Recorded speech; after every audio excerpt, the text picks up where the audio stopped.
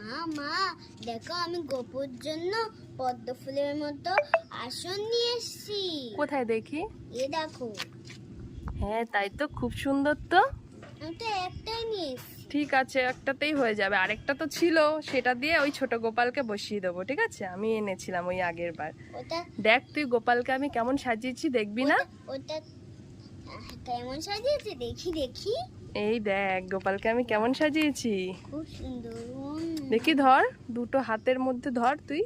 ওরম ভাবে না, ওরম ভাবে না, তুমি নিতে পারবে না। দূরে সরো, দূরে সরো। হাত পা তো দুই হাতের উপরে রাখো, পদ্ম ফুলটা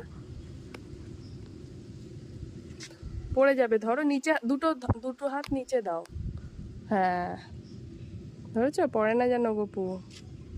গপুর জন্য তো কেকও এনেছি, সবাইকে দেখাবি না তোর বন্ধুদের? নাও, এটা কেমন সাজিয়েছি? অনেক সুন্দর।